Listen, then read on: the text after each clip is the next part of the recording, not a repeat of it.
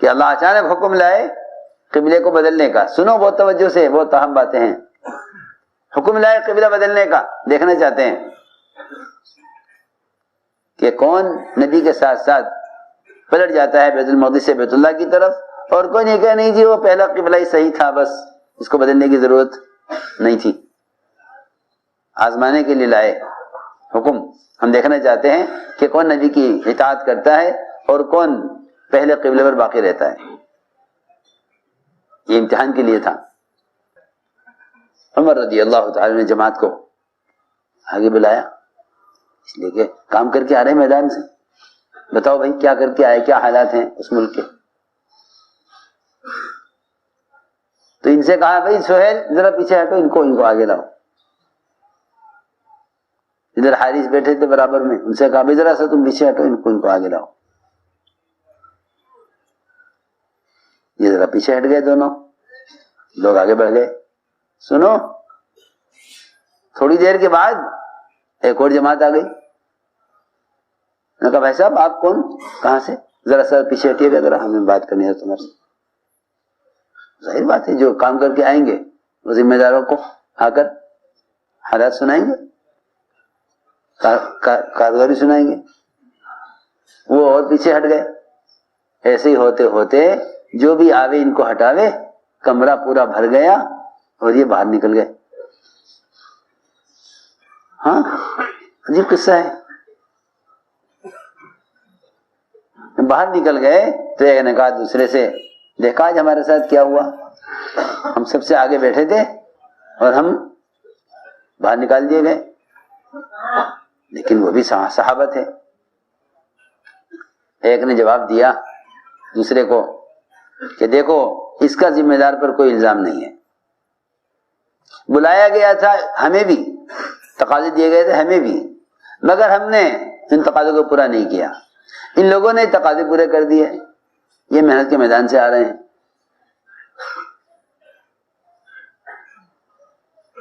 چنانچہ سب لوگ چلے گئے تو یہ دونوں حضرت عمر کے پاس آئے اور آ کر کہا مومنین آج ہمارے ساتھ کیا ہوا. ہم تو آپ کے پاس بیٹھے ہوئے تھے، آپ نے ہمیں پیچھے کیا، پھر اور لوگ آئے انہوں نے ہمیں پیچھے کیا، اور لوگ آئے انہوں نے ہمیں ہٹایا، ہم کمرے سے باہر نکل گئے. یہ آج ہمارے ساتھ کیا ہوا. حضرت عمر نے فرمایا کہ دیکھو بات یہ ہے کہ ہم نے تمہارے سامنے بھی کام پیش کیا تھا، کام کے تقاضے تمہیں دیے تھے، تم نے تقاضے پورے نہیں کیے. انہوں نے کام کے تقاضے پورے کیے، یہ آگے بڑھ گئے،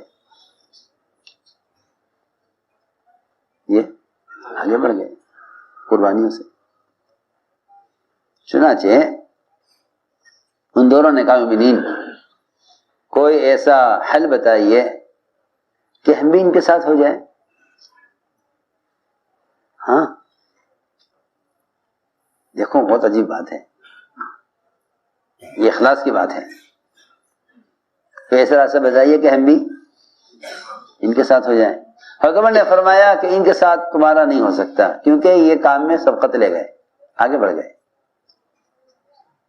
ان کے ساتھ تم دنیا میں ان کے برابر نہیں ہو سکتے. اور مجھے کو راستہ بتائیے. احساس اندر حضرت عمر نے فرمایا کہ دیکھو ان کا تمہارا ساتھ تو ہو نہیں سکتا، کیونکہ جو سبقت لے گیا وہ سبقت لے گیا.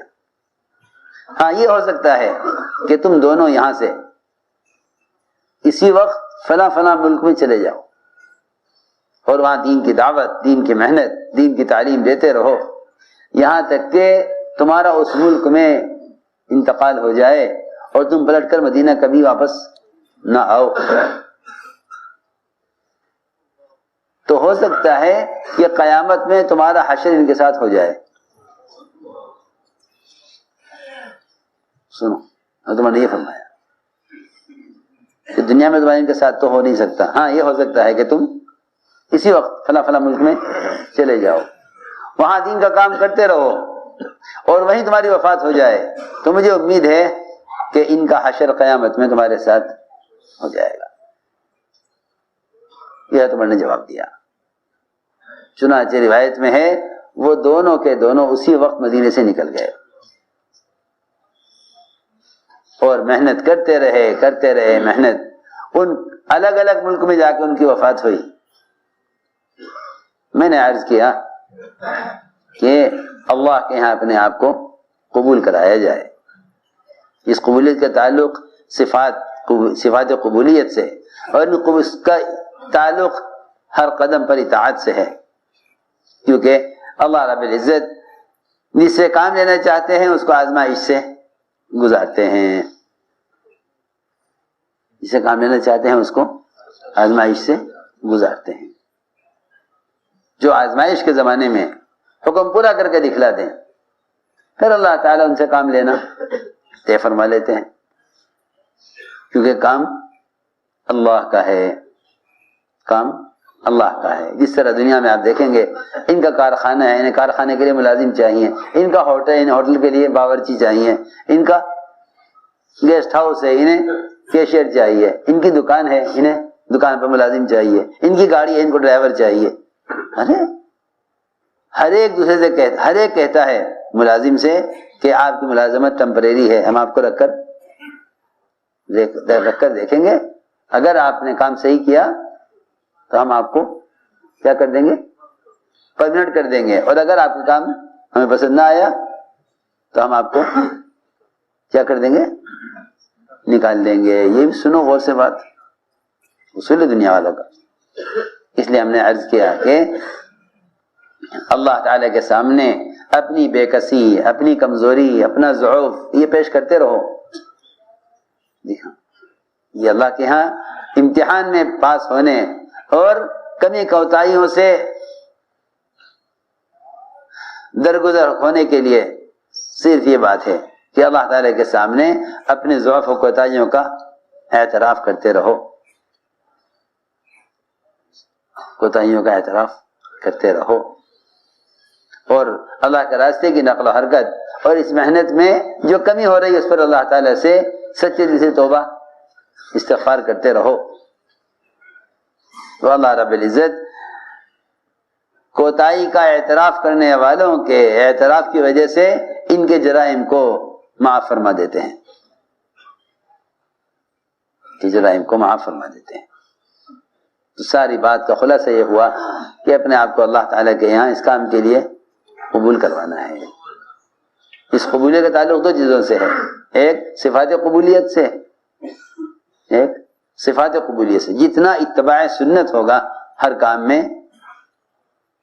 جتنا اتباع سنت ہوگا ہر کام میں، اتنا ہی اللہ تعالیٰ کی طرف سے، اتنی اللہ تعالیٰ کی طرف سے قبولیت کا فیصلہ ہوگا.